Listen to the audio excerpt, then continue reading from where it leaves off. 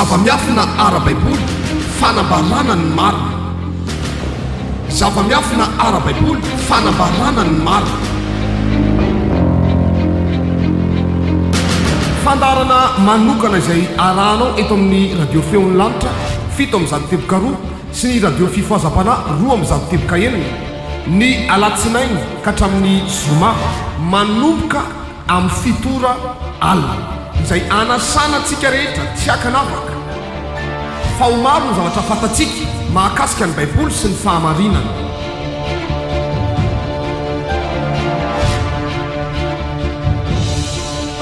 Koa azadino ary ny alatsinainy ka hatramin'ny zoma amin'ny fitora alina iarahanao amin'ny mpaminan'i Jehova Mamadamory sy ireo apôstôly mpiara-miasa aminy. Zava-miafina ara-baiboly fanambarana ny marina. Zava-miafina ara-baiboly fanambarana ny marina.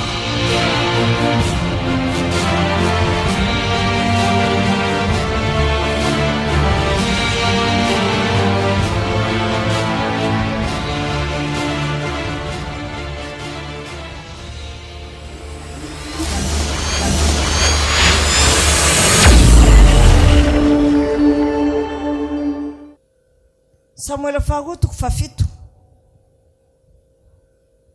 manomboka amin'ny anjininy voalohany.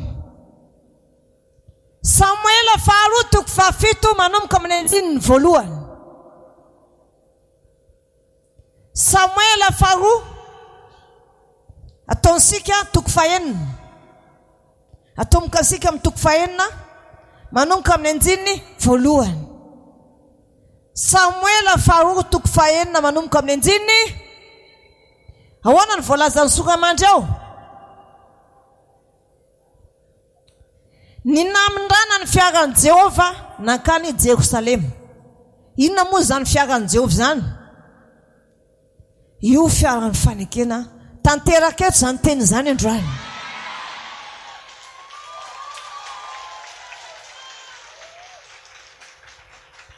Anjininy voalohany Samuel faharoa toko fahenina. Namindrana ny fiaran'i Jehova nankany Jerosalema ho vakina amin'ny anarany Kristy Tompo, mpanjaka ny voninahitra ny teny.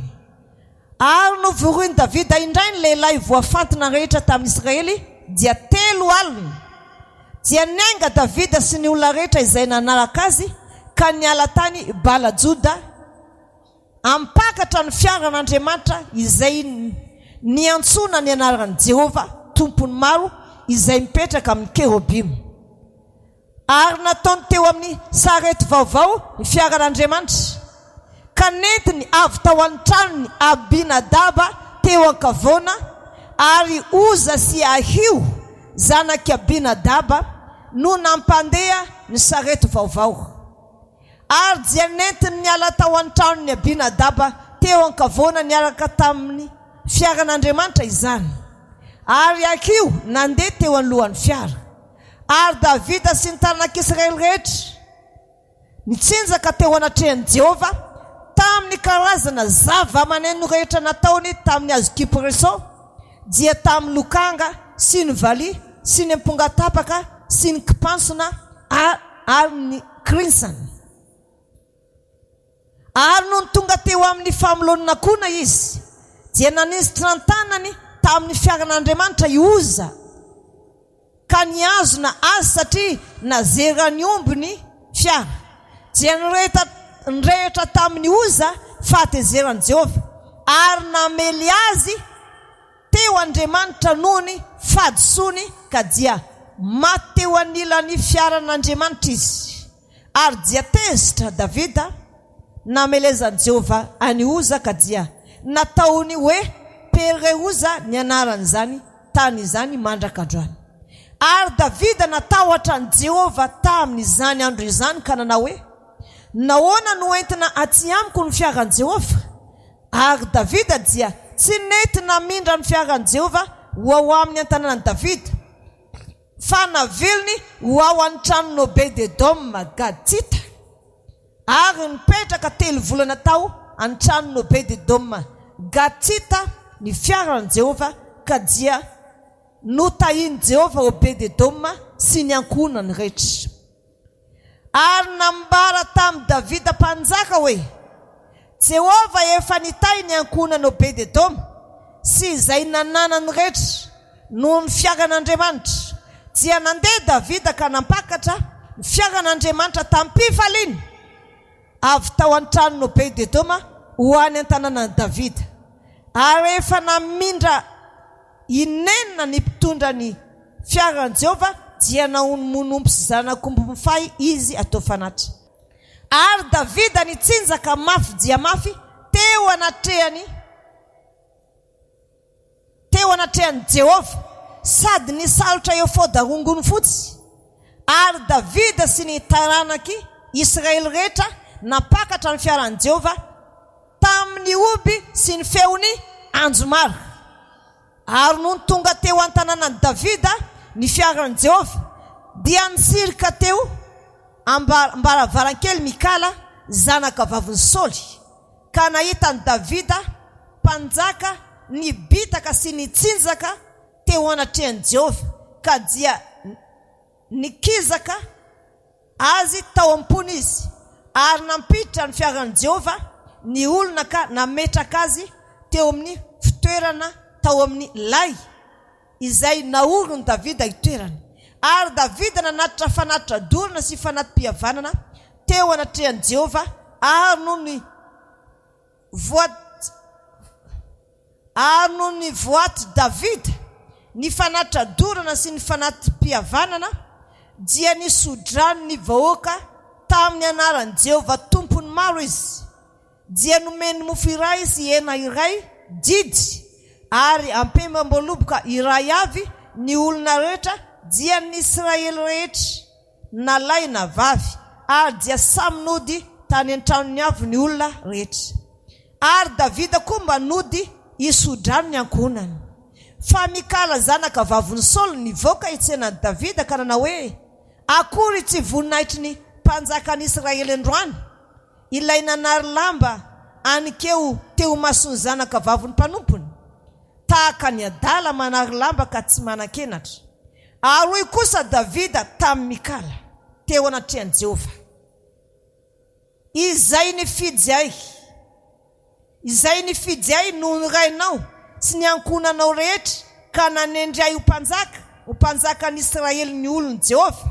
Eny, teo anatrehany Jehova no nitsinjahako ary mbola hivazina kokoa noho izany azaho ka ataoko tsinotsinona ny tenako nefa hiaraka anambonahitra amin'ireo tovavy nantsoinao ireo kosa aho ka dia tsy nananjanaka intsony mandra-pahafatiny Mikala zanaka vaviny Saoly. Amen.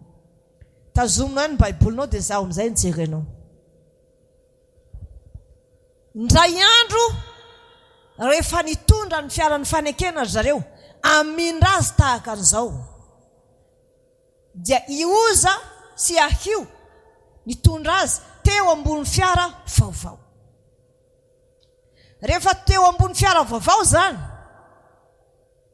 dia nandeha ary Ioza nietrehitra hoe rehefa mandeha entina amin'ny kalesy dia rehefa mandeha amin'ny lalana somary tongirana kely zany ny kalesy everiny fahanjera dia toanany. Nefa sy tiany Jehova ho kitikitihina ny fanakamasina anazy raha sy olona efa nanamasy tena araka ny fony sady voatondrony any. Isika zany tsy afaka mikitika ny fanakamasina io raha sy olona efa nanamasy tena sy olona voatondro ihany no afaka mikasika an'io, fa izay mikasika dia maty. Sy azonao avanadalany io miazakazaka avy anao tonga dia toraka eo fa tonga dia maty eo ianao dia lasa mifiangonina avy eo no lasa mampisy olana. Fa ny olona efa voatondro ihany no afaka manao an'izany. Ary rehefa misy zany dia toanany Oza ny fiaran'Andriamanitra, tezitra Andriamanitra hoe naninona ianao mikasika ny fiaran'ny fanekena io, efa mipetraka tsara amin'ny toerana io, efa olona voatendriko nametraka ny tamin'ny toerany teo, naninona ianao nanao an'izany, tonga dia nasiny dia maty. Dia nataony Davida hoe Pereoza anaran'izany toerana zany.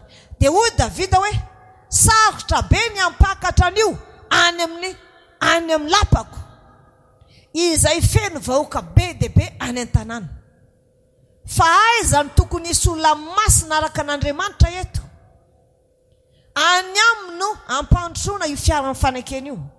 Dia nahita an'i Obed-Edoma izy, dia napetrany tao an-tranon'i Obed-Edoma 3 volana ny fanaka masina. Ary nandritra ny 3 volana notahina Obed-Edoma sa tsy notahina? Notahina. Ny fahatongavany io eto androany dia hitondra fitahina ho an'ny sahabo izay tonga eto. Haleluya! Haleluya! Masonao mijery fosiny dia efa fitahina amin'ny sesisesy tonga any aminao. Iza ny mihinana izany? Tongava aminao araka an'izay inonao. Haleluya! Haleluya! Rehefa henon'i Davida fa notahina Obed-Edoma 3 volana. Dia ahoana mpanjaka fa notahina ny Obed-Edoma 3 volana. Dia hoy Davida naka miaramila voafantina ray alina. Andao fampakarina ny fiaran'ny fanekena, nanaovana trano vaovao, lay vaovao. Natao tsara be ohatra ny antsika zao mihitsy. Reto moa zany tapina terin'ny olo reto. Amen. Naterina teto mihitsy le izy. Dia natao tsara be ohatra zao. Teny zavatra nitranga tamin'izany. Rehefa nandeha ny fotoana, dia nentin'i Davida. Dia inona nataon'i Davida? Rehefa nentiny teny an-dalana ka nanjingana inenina ny olona mpisorona izay nitondra azy, niaraka tamin'ny vali sy ny anjomana sy ny feona trompetra, feon'ny zava-maneno rehetra. Dia nanino Davida nandizy niaraka tamin'ny vahoakan'i Israely. Ary nisarona efoda izy, zany hoe nanao kasine teto izy. Fa nesorony misy io dia nahofahofa ny tahaka an'izao. Ary tena nandizy. Misy manko ny fiangonana manome tsiny ny fiangonana izay mandihy. Fa lazaiko aminao fa ny fideranan'Andriamanitra mivoaka ao anatin'ny fo amin'ny alalan'ny fandihizana, tsy midika sy fahamasinana iny, fa fideranan'Andriamanitra iny. Haleluya! Haleluya! Zay zany zavatra misy. Dia rehefa mandeha ny fotoana, dia nandihy Davida, dia tonga soamasara tao amin'ny lapan'i Davida ny fiaran'Andriamanitra, ary tahaka ny atongavany eto Betlehema any Joda androany ihany koa. Haleluya! Asara ve isika? Haleluya! Ary ny zavatra nisy dia tahaka izao. Nandihy Davida tena nesorony misy ny efoda. Nanao akanjo ambony ihany koa izy, fa nesorony ihany koa iny nafana izy. Na mitondra ny olona sady nanofanofa kasine tahaka izao izy, nanofahofa lamba izy. Rehefa niditra amin'ny tanin'i Israely amin'izay dia nisirika amin'izay mikala. Satria be dia be ny vehivavy tanora tahaka ilay nandihy teo niaraka tamin'i Davida. Dia rehefa be dia be ny vehivavy tanora, dia mikala nanome tsiny an'i Davida tao am-pony hoe zao kosa ve dia fideranan'Andriamanitra, fandihizana efa mitsinjaka efa mivoana mihitsy. Ohatra ny manao baly Davida rehefa mandihy, nizaka tao am-pony izy. Ary rehefa tonga ny fiaram-fanekena dia nisodrano ny olona Davida, dia andeha isodrano ny ankonany. Dia ozy mikala, ahoana indray ny mpanjaka sy malala enatra niaraka tamin'ny zanaka vaviny Jerosalema, nisizaka ny nalalamba iny. Dia ozy Davida hoe, noho ny fianakaviany rainao nanao tsinontsina tamin'Andriamanitra dia nanangana izy. Ary Jehovah Andriamanitra n'Israely nanangana. Teo anatrehan'i Jehovah noho ny tsinjahako, ary vao maka hivazina lavitra noho izany aza. Haleluya! Haleluya! Noho izany sy voararan'ny Baiboly mihitsy ny olona mandihy. Ny olona mahay mandihy aza mbola terena hivazina. Fantatrao zany hivazina zany. Rehefa nivazina hozy izy Davida, tena tsy natsiaro ny tenany mihitsy.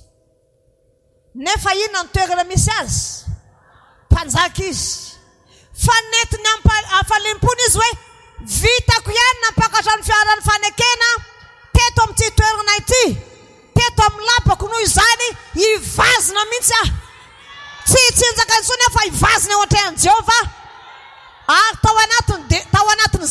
voaozina mikala tsy niteraka intsony. Zany hoe misy ny fiangonana manome tsiny ny olona mandihy, fa ny fandihizana an'Andriamanitra aloha ny voalohany. Zany tamin'ny andron'ny Davida mpanjaka zany angamba mbola sy nisy Madagasikara. Mbola sy nisy zany hoe spectacle zany na bal na mpadizana. Fa efa nanino Davida? Efa nandeha anatrehany Jehova ozy izy noho ny tsinjako. Fa maika hivazina noho izany aza. Raha ato am-piangonana zany ianao mandihy, diovy ny sainao ho an'i Jehova no mahatonga anao mandihy. Haleluya. Noho ny hafalimponao ny amin'ny fanaka masina, hitanao maso, dia mitsinjaka ianao. Fa raha ohatra kosa ka iran'izao tontolo izao no andihizanao, iny tsy mety. Fa raha iram-pilazany tsara ka ao anatin'ny tempolin'Andriamanitra, dia ho aniza zany ny tsinjahanao? Ho an'i Jehova. Mety zany mitsinjaka sa tsy mety?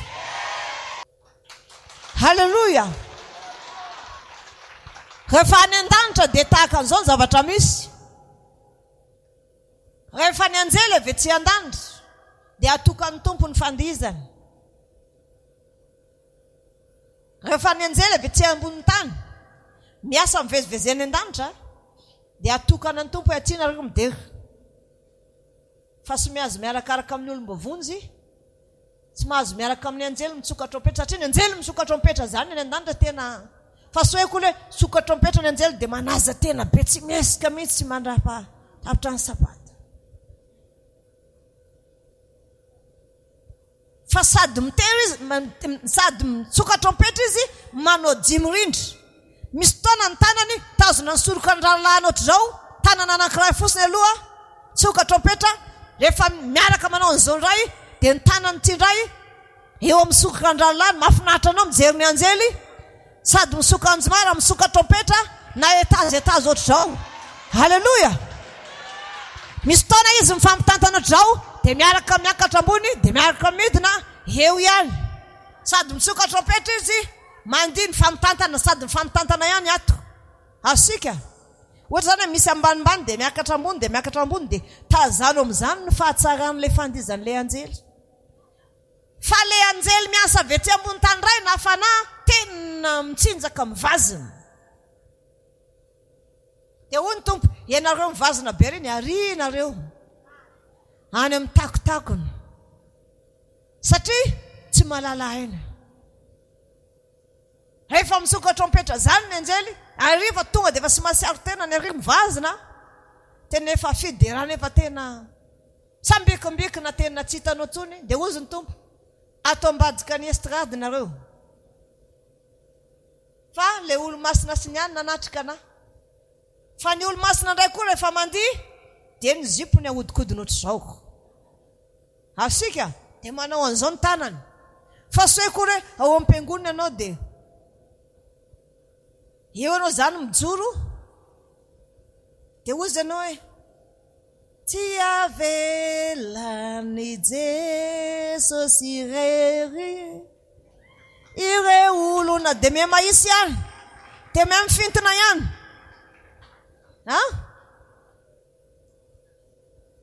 Noho izany tsy tokony ho hisy mihitsy ny Davida mpanjaka araka ny fon'Andriamanitra. Nahita mpanjaka ao izy araka ny foko dia Davida mpanomboko. Nivazina izy, nitsinjaka izy vao maika nomeny mikala stiny izy, satria mikala na nizaka tao am-pony zao kosa ve dia mety raha zao fisinjana be zao tao am-piangonana. Tao am-piangonana ny olona no mivazina, fa tsy any amin'izao tontolo izao. Noho izany samy hafa mihitsy ny olona rehefa miaro tory dia mihira hoe nandao anao ela ry raiko. Miaro tory izy amin'iny tsy miesika izy dia ny ranomasiny milasaka. Manino izy amin'iny? Malahelo izy fa maty ny malalany, na zanany io, na rahalany io, na namany io, tsy haiko. Dia zay le hira. na hoe lasaka tsy tana sady matoa tena lasaka azo tana koa miaraka amin'ny torimaso. Malahelo iny dia tena sehoan'ilay olona mihitsy ny alahelo. Efa any amin'izao tontolo izao indray ilay olona rehefa mifamadiana any izy mivazina miaraka amin'ny iran'izao tontolo izao anazy zany, satria iran'izao tontolo izao ny ataony dia anazy zany. Samy hafa misy ny any amin'izao tontolo izao sy ny ao amin'Andriamanitra. Halleloja. Ka ny tao amin'Andriamanitra no voalohany, zay vao nisy izao tontolo izao. Nisy aloha Andriamanitra iray, zay vao nisy Lucifer. Andriamanitra iray niderena foana tany an-danitra isan'andro sy nidereny zanak'Israely foana rehefa nisaraka rehefa nivoaka tamin'ny ranomasina mena, dereny foana rehefa mitondra ny fanaka-masina otr'izao tamin'ny andron'ny Davida, tamin'ny andron'ny Solomona, tamin'ny andron'ny Izaniza mpanjaka teo. Tena nideren'Andriamanitra foana. Tsy nio sara ny Baiboly. Fa i Lucifer no nangalatra. Dia niditra tao anatin'ny olona anankiray izy, dia nampamorona olona anankiray niran'izao tontolo izao. Azonao? Dia iny amin'izay no namoaka fandihy hoe tahaka an'izao izy Lucifer ilay fandihy. Dia iny amin'izay zany nihitan'ilay olona any mandihy. Dia rehefa tia am-piangonana amin'izay ilay olona mandihy, dia omen'ilay olona tsiny hoe zareo tena maresy latra na ny toriteny na ny fahamasinana, fa le mandiha tena zakako. Tsy mahay Baiboly ianao, fa ny mandihy misy tena fideranan'Andriamanitra.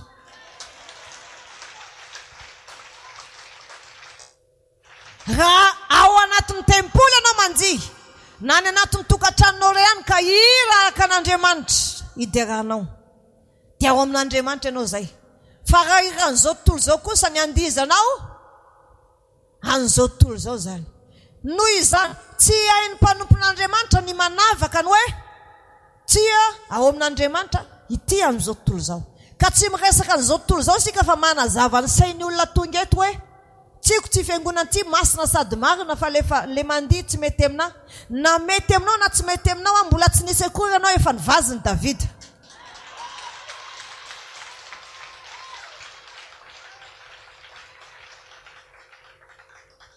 Rehefa nitenen'ny vadiny izy hoe sy mety kosa ianao olona mpanjaka venao, dia hitsinjaka masony olona. Dia hoy izy hoe eo anatrehan'i Jehova mazava tsara zany. Eo anatrehan'iza hozy izy. Eo anatrehan'i Jehova no hiderako azy. Marina fa hoe tena amin'ny arabe zareo mandeha io teny amin'ny arabe lalana andeha ho any amin'ny toerana anankiray zany lalana andeha any amin'ny hoe lalana mandeha amina lapa, dia sy maintsy mandeha amin'ny arabe. Dia teny amin'ny arabe zany izy no nandihy, fa sy tao amin'ny tempoly nanomezany mikala azy teny marary rehefa tonga tao an-trano. Fa izy nanazava teo anatrehan'i Jehova no ny mitsinjahako, vao maika hivazina lavitra noho izany aza, fa ianao kosa hozy izy ho momba. Dia hitanao amin'izay ilay olona mijoko fosiny ohatr'izao dia zara raha mitehaka aza dia matahotra an'Andriamanitra mafy sao dia manota.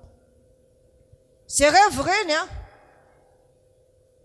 fa momba zany sy voatery hoe kibo foana ny momba, fa ny manodidina azy rehetra feno famombana.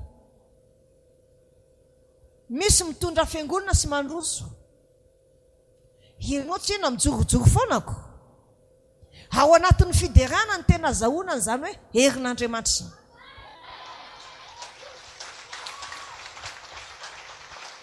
Halleluja.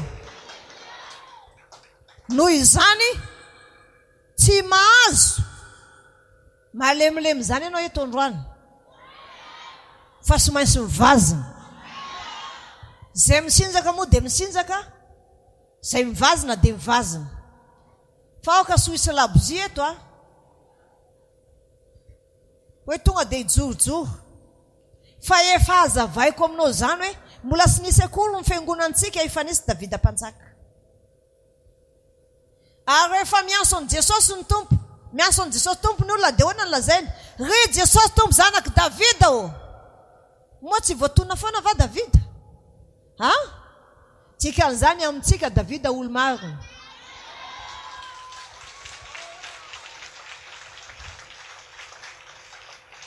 Ozy le jiosy anankiray zay gasy izy fa jiosy ny dadabeany.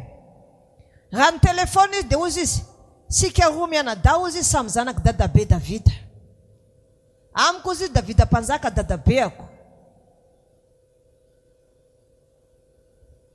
Ianao ozy izy inoko matoa fiangonanao io mandroso. Ary misy fanan'Andriamanitra mivezivezy. Ao aminao ozy izy zaminy.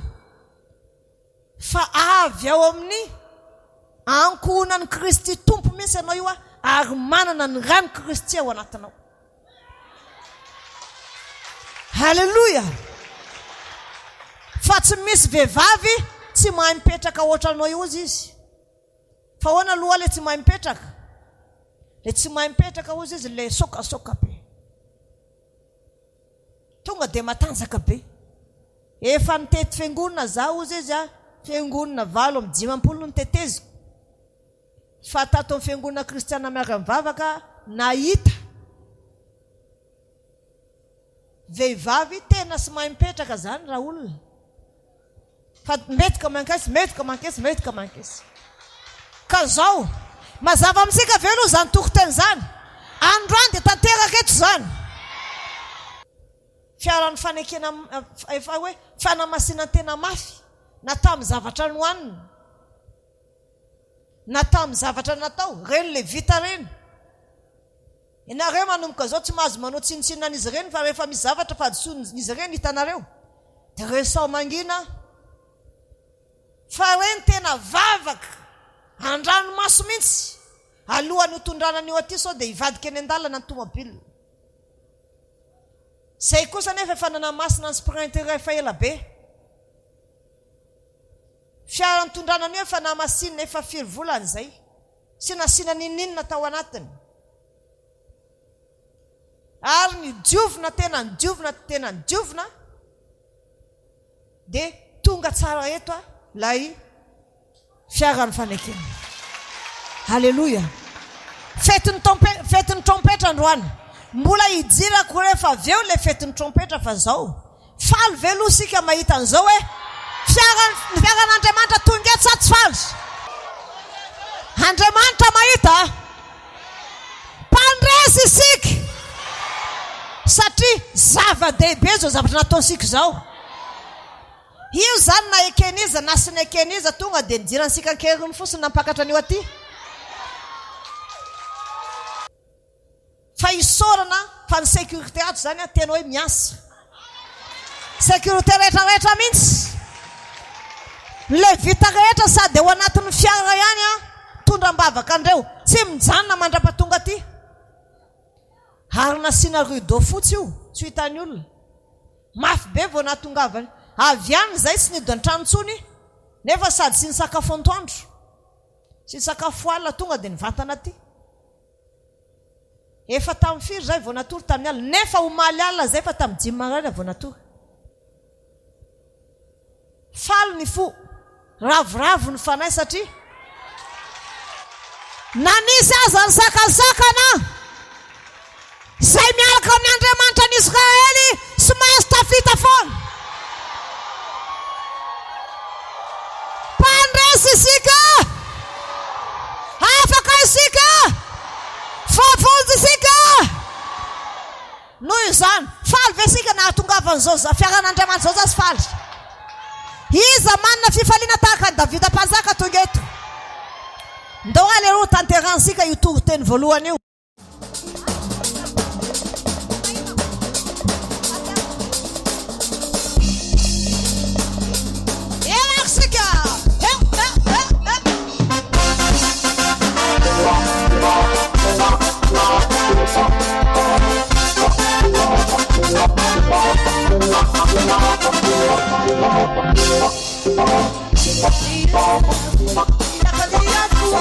Aku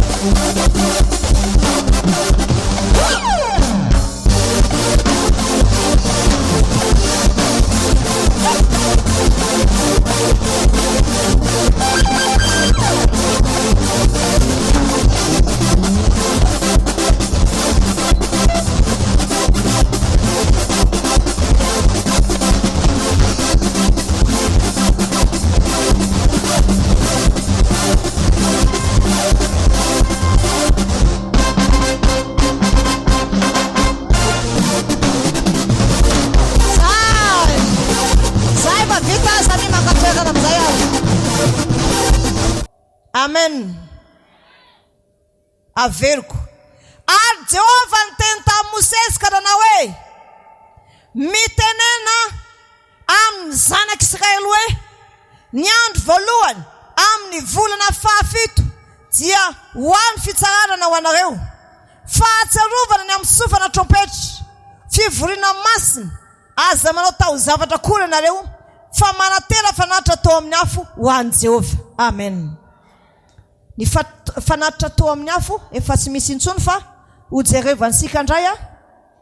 Eto zany dia manambara hoe ny andro voalohany amin'ny volana fahafito.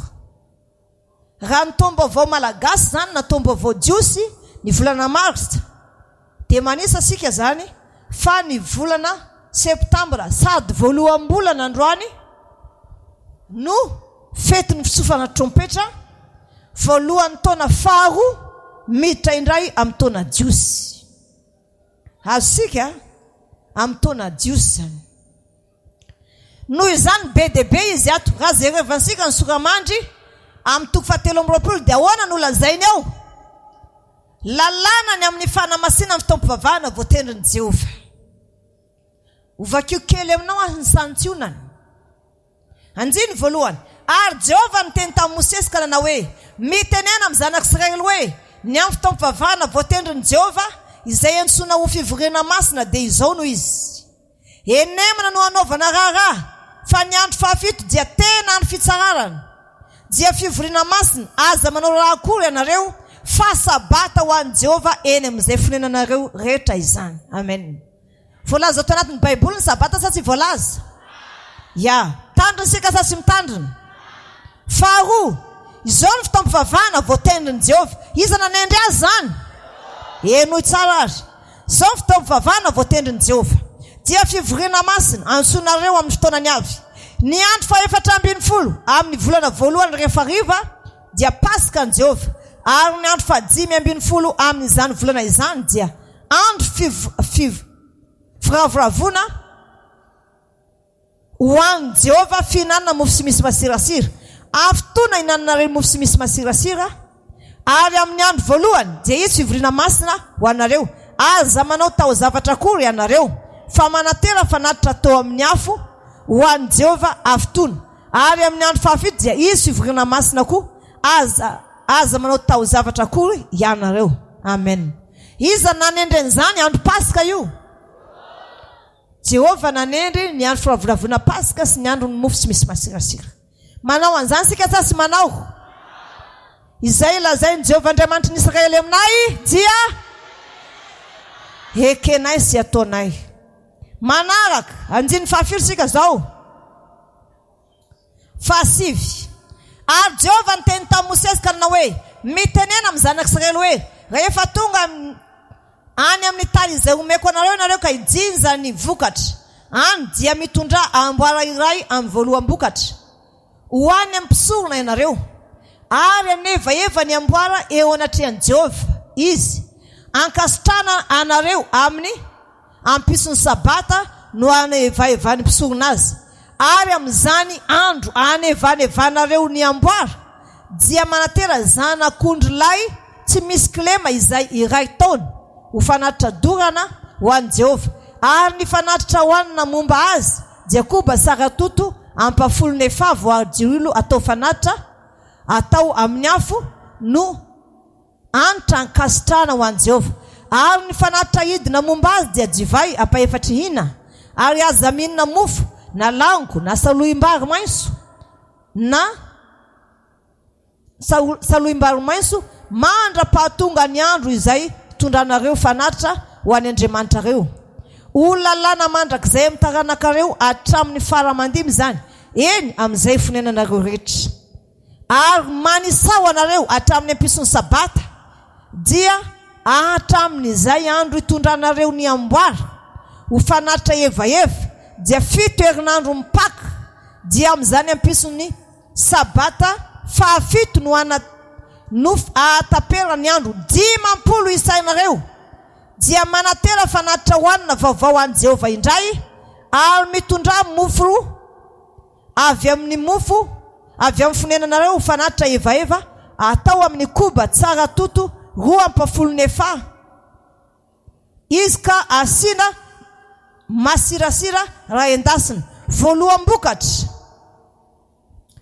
voaloam-bokatra ho an'i Jehova izany, ary manatera miaraka mofo amin'ny mofo zanak'ondrilay 7 sy misy kilema izay iray taona sy vatotrombolay ary ondrilay 2. Atao fanatitra dorana ho an'i Jehova ireo, mba amin'ny fanatitra hoanina momba azy sy ny fanatitra idina momba azy. Dia fanatitra atao amin'ny afo ho fanatitra ankasitrahana ho an'i Jehova. Dia manatera osilay iray ho fanatitra no ny ota zanak'ondrilay ho iray taona ho fanatim-pihavanana, ary ny mpisorona ny evaeva ireo mba amin'ny voaloam-bokatra ho fanatitra evaeva eo anatrehan'i Jehova, mba amin'ny zanak'ondrilay 2 koa. Ireo dia ho masina ho an'i Jehova ho anjara ny mpisorona, ary miansoa izany andro zany ho fivoriana masina ho anareo ka aza manao taozavatra akory ho lalàna mandrakizay amin'ny taranakareo hatramin'ny faramandiby izany eny amin'izay fonenanareo rehetra. Andro inona zany? Fetinina Pentekosta 20.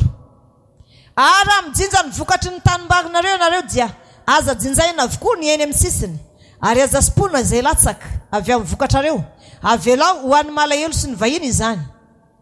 Izao no Jehova Andriamanitrareo. Ary Jehova niteny tamin'i Mosesy ka nanao hoe, mitenena amin'ny zanak'Israely hoe, ny andro voalohany amin'ny volana 17 dia ho andro fitsaharana ho anareo, fahatsarovany ny amin'ny fitsofana trompetra, fivoriana masina, aza manao taozavatra akory ianareo fa manatera fanatitra atao amin'ny afo ho an'i Jehova. Dia tohizako ihany, fetinina indray zany fitsofana trompetra, tohizako indray ary.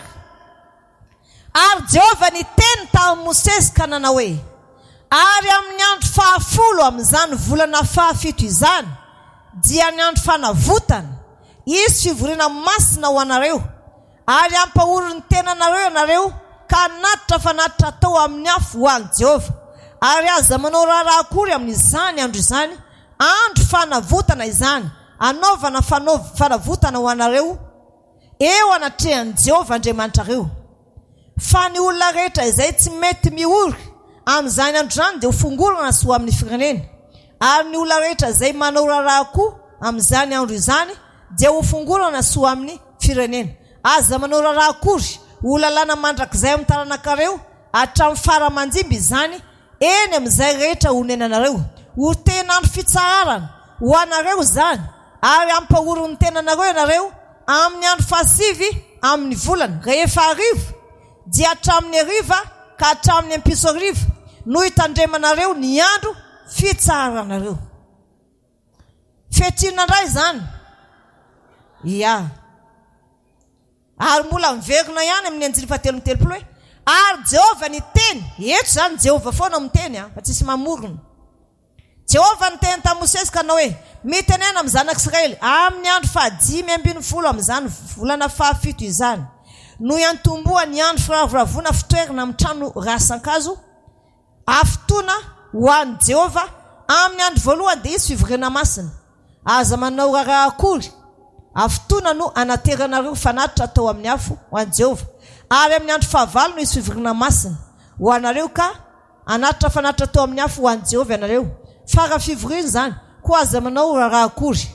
Reto no fitombo vavahana, ireo no fitombo vavahana voatenin'i Jehova ka antsoina ho fivoriana masina, anaterana fanatitra atao amin'ny afo ho an'i Jehova, dia fanatitra dorana sy fanatitra hoanina sy fanatitra hafalasadra, fanatitra idina, samy amin'ny fotoanany avy izy rehetra. Hafa sy izay fanao amin'ny sabatan'i Jehova sy ny zavatra omena fanatitra rehetra analanareo voady, ary ny fanaty sitraponareo rehetra izay omenareo ho an'i Jehova. Amen. Fetinina indray zany. Fety fitoerana amin'ny trano rasan-kazo.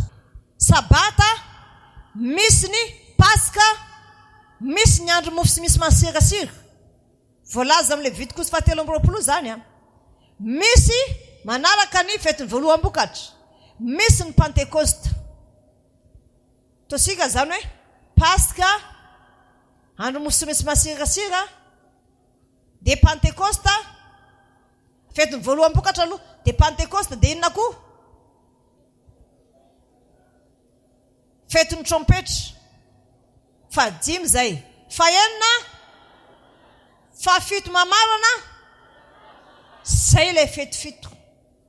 Asika fa matetika zany isika taloha dia ny Pasika ihany ny fantatsika, dia ny Pentecoste ihany ny fantatsika, dia ny sabata ihany ny fantatsika. Zay ny fantatry ny olona.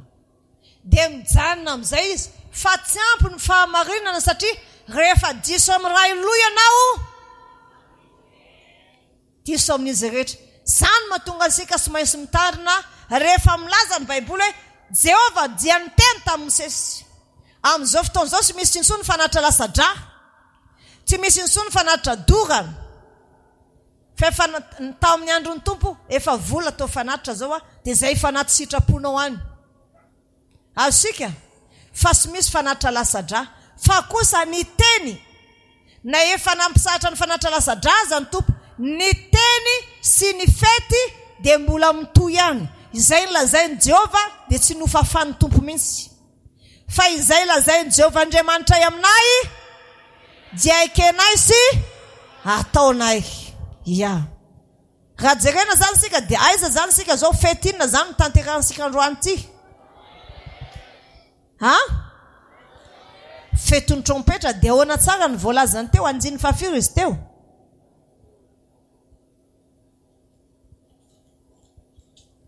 Anjininy 17.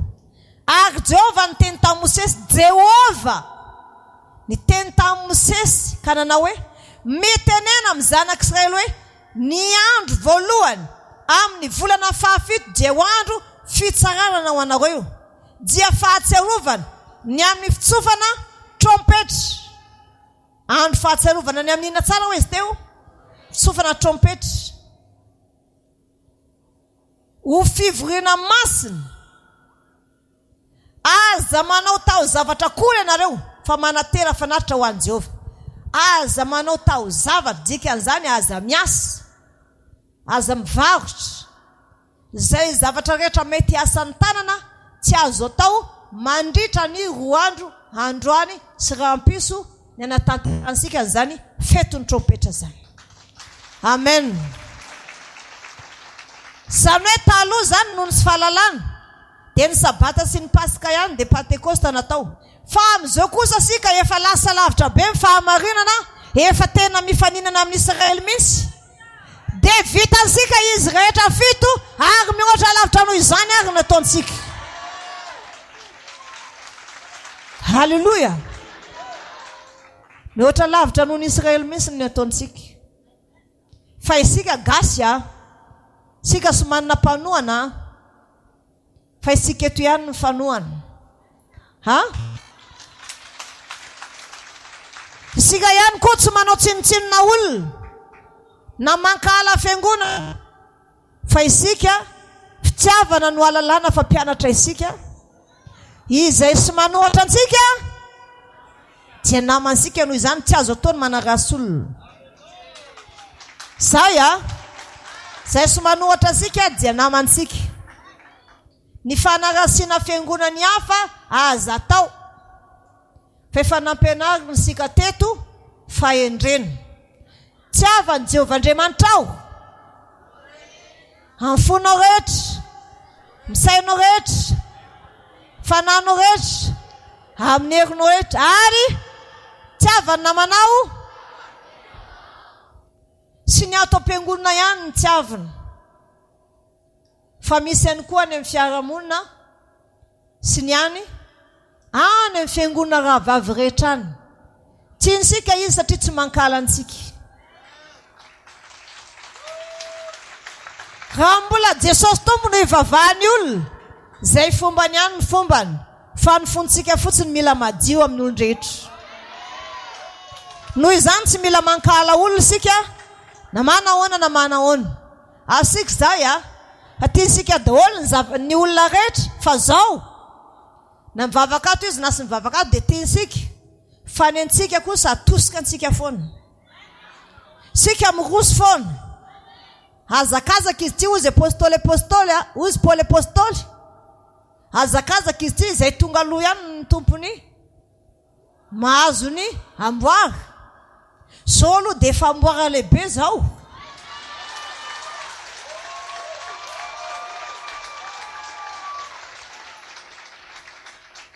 sy entina ankalana olona zao fa entina fanomezam-boninahitra n'Andriamanitra fa kristiana miara-mivavaka fady mankala olona zany teninao an'izany namana hoe marina zany hoe sa tsy marina fa ny fitiavana no voavela ny elobe satria voavela ny elobe satria be fitiavana izy ny fitiavana ny manaro-keloka be ka leo anao zay etony ihany eny ambadikany fa ny fiangonanao jereno dia niaraka mpanahinao sika miaraka ho finoana sy maso mahery halleluja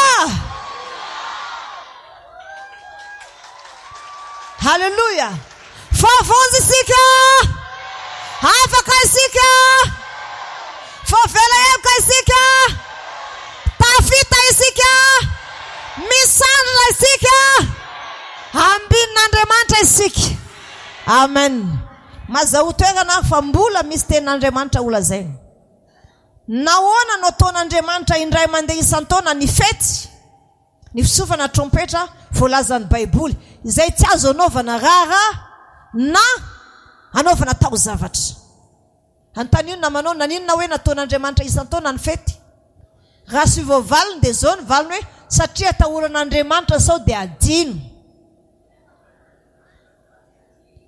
inona ny antony mahatonga an'Andriamanitra miaro ny Israely manao ny fetin'ny trompetra indray mandeha isan-taona sao dia adino andao ary jerena ny nomery sika ne miaina ny baiboly sika sy mitoromelona zany fa sika baiboly ihany ny fantatsika nomery toko 10 zany ny anjiny 7 dia hoe mba jerena fa naninona sy maintsy ampatao isan-taona ny fety mba sy ho adino zany misofana trompetra inona ny dikany inona ny antony ndao azavaina tsara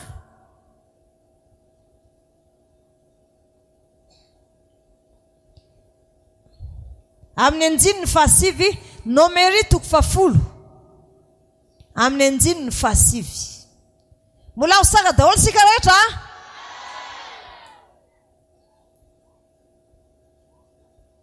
nomery toko 10 amin'ny anjiny ny 7 so ny voalaza amin'ny anaran'i Jesosy Kristy tompo so ny voalaza ara misy ady eo amin'ny taninareo ka mandeha iady amin'ny favalo izay mampahory anareo ianareo dia hitsoka ireo trompetra reo ho fampiterana dia ho sarovana eo anatrehan'i Jehovah Andriamanitra reo ianareo ka ho vonjena ny fahavalonareo averiko tsara anjiny ny 7 aleny teo anatin'ny sainao hoe valy zany le izy teo hoe naninona nataon'Andriamanitra isan-taona tsy azo adino fetin'ny trompetra satria anjiny 7 manao hoe minaran'i Jesosy tompo ara misy ady eo amin'ny taninareo ka mandeha iady amin'ny fahavalo izay mampahory anareo ianareo dia hitsoka ireo trompetra ireo ho fampiterana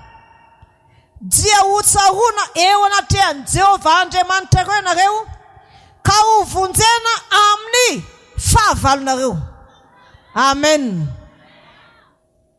inona ary zany mahatonga an'Andriamanitra mampatsiahy ny Israely isan-taona tsy maintsy misy ny fety misofana trompetra satria aindehibe amin'ny fiarovana ny firenen'i Israely raha misy ady ny fitsofana trompetra mazava ve aindehibe amin'ny firenen'i Israely sy ny fiainam-panahiny na ny fiaranara-nofo ny fitsofana trompetra raha misy ady noho izany ataon'Andriamanitra fety indray mandray isan-taona ny fety fitsofana trompetra isaky ny voalohambolina volana 7 ny safidian'Andriamanitra ray anaovana an'izany. Manatanteraka an'izany sika. Ary tanteraka eto zany. Amen. Tanteraka eto zany. Mazava amintsika ve? Fiarovana mafy ho an'i Israely. So dia adino hoe raha misy ady eo amin'ny taniny dia adino misoka trompetra. Dia zao lazaiko aminao, Moa sy ny Medianita sy ny Midian sy ny Amalekita sy ny zanaky ny antsinanany tahaka ny valalany kalesiny ary tahaka ny torapasika ny amarony fa olona firy no niady tamin'ireo sy olona 300 zay nitariny Gideona va. Ary inona fitaovam-piadiana nentin'ireo niady? Fanilo teo amin'ny tanany ankavia, dia inona teo amin'ny tanany ankavanany? Anjomara na trompetra. Nitondra sabatra very zareo sy nitondra, fa zareo tonga dia nijoro tamin'ny ten'Andriamanitra. Andriamanitra efa milaza raha misy fahavalo amin'ny taninareo izy. Voalaza mazava e? Raha misy ady eo amin'ny taninareo ka mandeha iady amin'ny fahavalo izay mampahoranareo nareo, dia itsoka ireo trompetra ireo fampitairana, dia ho tsaroana eo anatrehan'i Jehovah Andriamanitra ireo nareo ka ho vonjena amin'ny fahavalonareo. Amen. Olona 300 lahy tsy azo inona misy hoe iady amin'ny olona sahala amin'ny torapasika anisany. Fa ny fanilo iny le finoana iny mila mirehetra iny, mila miakatra iny. Ary tsy vita an'izay fa trompetra tao amin'ny tanany ankavanany Anjomara. Sady niazakazaka izy no narahana fitsovana trompetra, mitsoka ny 100 lahy dia misoka ihany koa ny 100 lahy, dia misoka ny 100 lahy teo amin'ny 300 lahy. Tao anatin'izay dia ireo fahavalo ireo indray zareo samy zareo ny famono. Noho izany fantatra Andriamanitra fa fiarovana mafy ho an'ny zanak'Israely io, tsy ho resy ny fahavalo misy izy raha mbola misy trompetra eto ambonin'ny tany na amin'ny fotoanany na tsy amin'ny fotoanany. Tena taon'Andriamanitra ankalazaina indray mandeha isan-taona miaraka amin'ny fety amintsika zao ny zanak'Israely androany. Halleluja. Ndoary amarina amin'ny Baiboly zany. Zareo amin'ny tantara faharoa.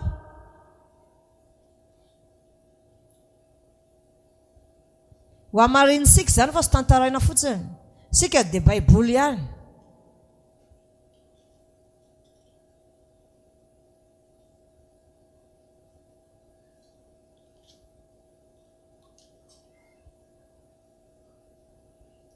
Tantara faharoa toko 7:10. Mihaino tsara daholo sika. Maheno tsara daholo ny any amin'ny maloto rehetra any Ya, ny maloto zany moa sao dia misy vahiny eto olatra hatrany fadimbolona na maloto ampaty na miterabao dia any daholo zany tsy mahazo mikasika ny madio fa manimba ny tempolin'i Jehovah.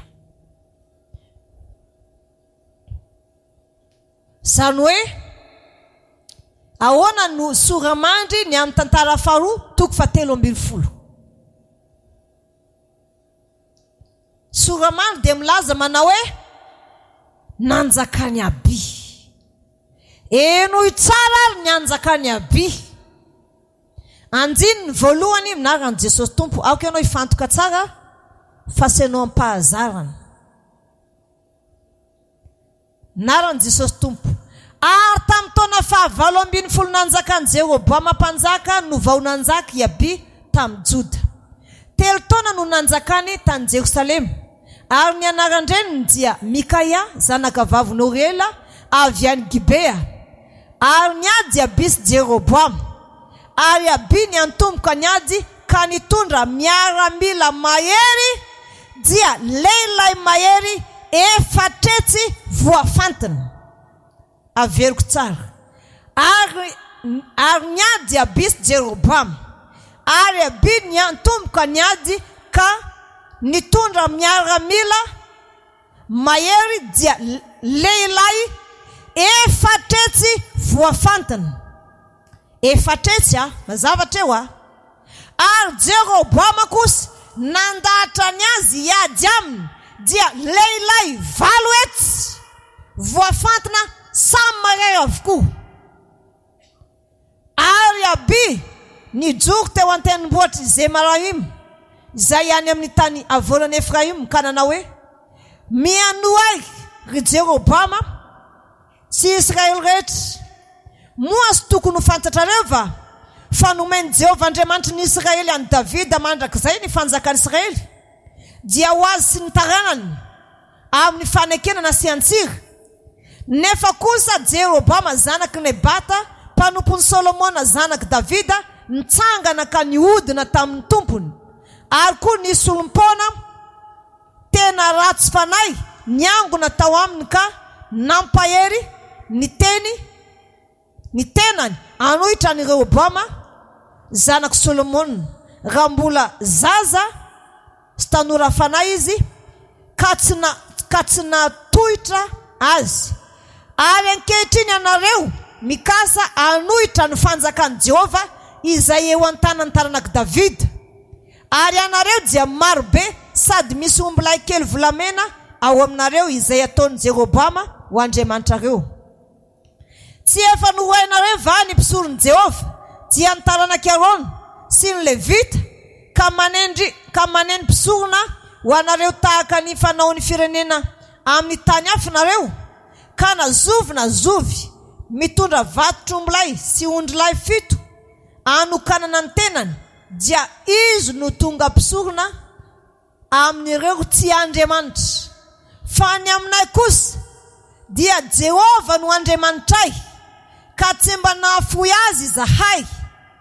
Ary ny mpisorona zay manao fanompompivavahana ho an'i Jehova dia ny taranaky Arona ary ny Levita koa manao ny rarahana. Ary mandoro fanatitra dorana sy ditikazo manitra ho an'i Jehova isa-maraina sy isa-kariva izy ary ny mofo aseho koa ho alany amin'ny latabatra tsara ary ny jiro koa ampiretiny isan-kariva amin'ny fanaovan-jiro volamena sy ny lela fanaovan-jiro. Fa izay mitandrina izay nasain'i Jehova Andriamanitray ho tandremana fa ianareo kosa mahafoy azy. Ary indro ato aminay Andriamanitra ho mpitarika anay ary ny mpisoronay sy ny trompetra avy faneno ho tsofinay mafy amelezana anareo ry zanak'Israely eo aza miady amin'i Jehova Andriamanitra ny razanareo fa tsy ambiny anareo. Fa nasain'i Jeroboama nanompirirana ny fandehany otrika mba ho tonga aoriana ka dia teo anolohany Joda ary ny otrika teo voany. Ary noho nitodika ny Joda ka indreo teo alohany teo aorinany ny fahavalo dia nitaraina tamin'i Jehova izy ary ny mpisorona nitsoka ny trompetra dia nioby ny lehilahy amin'ny Joda ary nioby izy Andriamanitra dia namely an'i Jeroboama sy ny Israely rehetra teo anatrehany Abi sy ny Joda. Ary ny zanak'Israely nandositra ny ala teo anolohany Joda sy ny voaka be dia be izy ary ny ampatrapatra ny fatin'i Israely dia lehilahy 10 hetsy voafantana. Toy izany nampietrena ny zanak'Israely fa izay ary ny tanànako Joda nahery satria niankina tamin'i Jehova Andriamanitra ny razana izy. Amen. Eto dia hitantsika mazava tsara azy. I Abi dia nitondra miaramilany Joda na Jiosy. Firy nisan'ny miaramilany? 4 ny miaramilany. Miaramila mahery voafantana 4. Satria ny zanak'Israely zany niala tamin'i Jehova Andriamanitra dia nanangana ombilahy kely dia tezitra tamin'iny zany Abi ka rehefa voanananitra zany Abi mpanjakan'i Joda na mpanjakan'i Jiosy dia tezitra zany zanak'Israely zany tarian'i Jeroboama hoe inona moa anelingelena no anay ny amin'ny Andriamanitray. Fa i Abi zany amerina ny Israely amin'ny Andriamanitra nefa tsy nekendry zareo zany. Tao anatin'izay dia zao zavatra nitranga. so trantranga tao anatin'izay hoe rehefa efatresy voafantina ny miaramila jiosy izay niankina tamin'Andriamanitra dia nitondra mpisorona sy trompetra avy fanena.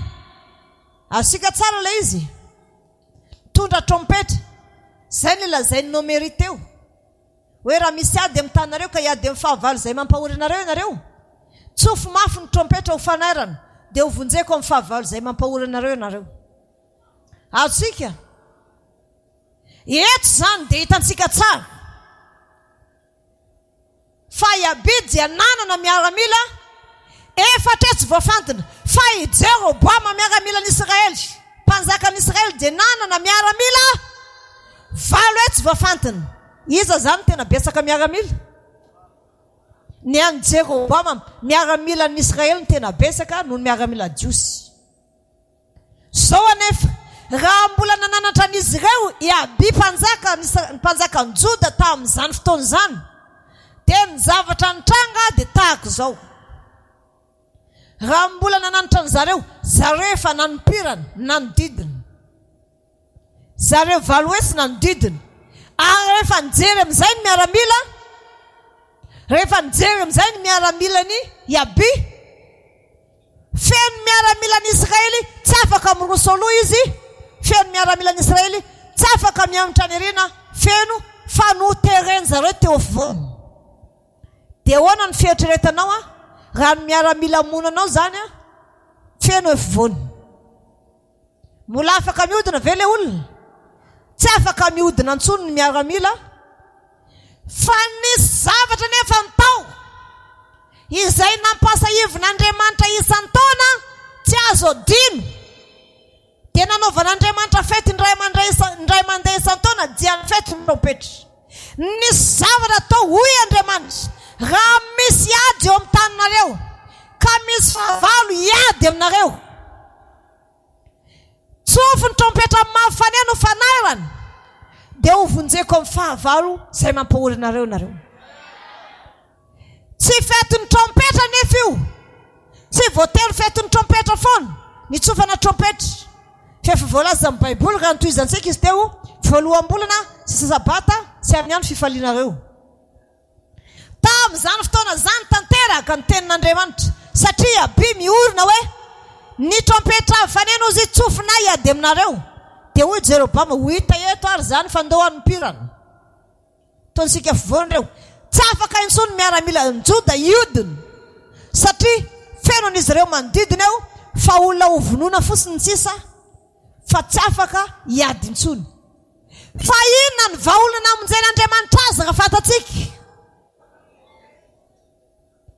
Fa tonga dia vao nahitan'izany miaramila dia niteny tamin'ny sorona, vao nierika misorona teo aloha sy tany aoriana nahitany miaramila iady aminy, tonga dia nitsoka trompetra izy. Tsofony mafy ny trompetra avy fanena, dia ny lehilahy mahery jiosy tonga dia nioraka mafy. Areny Jehovah zany dia nalevany Jehovah Andriamanitra niotrika amon'ny fahavalony, vaky paritaka ny miaramila n'Israely 10 etsy miaramila voafantina an'i Jeroboama miaramaty. Halleluja. Noho izany sy zavatra ataotao fahatany akory ny fetin'ny trompetra na ho fampasahivan'Andriamanitra antsika indray mandeha isan-taona amin'ny fetin'ny trompetra, fa fiarovana mafy ho antsika io. Andro any amin'ity fetin'ny trompetra ity dia isy fahavalonao any ambadika no ripadripaka.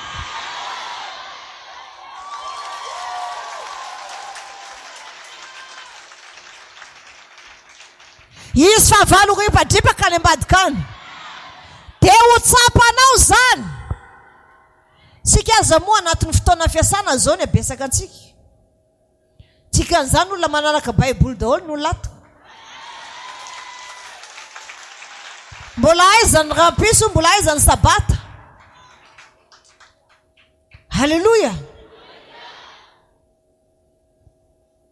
Dia antaniko amin'izay ianao, misy antony ve na tonga an'Andriamanitra mampasay ny zanak'Israely manao fety indray mandeha isan-taona feton'ny trompetra sa tsy misy antony? Inona ary ny antony? Fiarovana mafy rehefa tena tsy misy hevitra intsony, iodinana fa tena manodidina ny fahavalo, tsofina fotsiny trompetra ka voahenin'Andriamanitra raha iny, tonga dia mandefa otrika izy avy any, tsy mila miady akory fa mivoaka mpandresy ho azy. Ho tanteraka eto zany androany, ho tanteraka eto zany androany, tanteraka aminao zany, tanteraka aminao zany, tanteraka ato zany, ho tanteraka eto zany. Tsofina ny trompetra, sika mihorakoraka mafy ao anatin'izany ny fahavalonao rehetra, tonga dia miararipaka daholo. Fonany amin'izany ve sika? Fonany amin'izany ve sika? Fahavalo rehetra tonga dia miararipaka. Vao mitsoka trompetra ianao, fahavalo rehetra miararipaka. Fonany amin'izany ve? Mazaho toerana ary aloha e.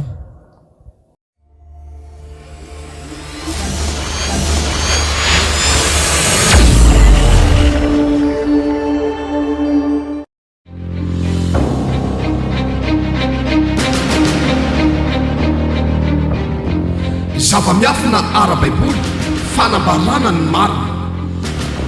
Zava-miafina ara-baiboly, fanambarana ny marina. Fandarana manokana izay arahanao eto amin'ny radio feon'ny lanitra 7:10 sy ny radio fifoazam-pana 2:11 ny alatsinainy ka hatramin'ny zoma, manomboka amin'ny fitora alina izay anasana antsika rehetra tsy hakanavaka fa ho maro ny zavatra fantatsika mahakasika ny baiboly sy ny fahamarinana.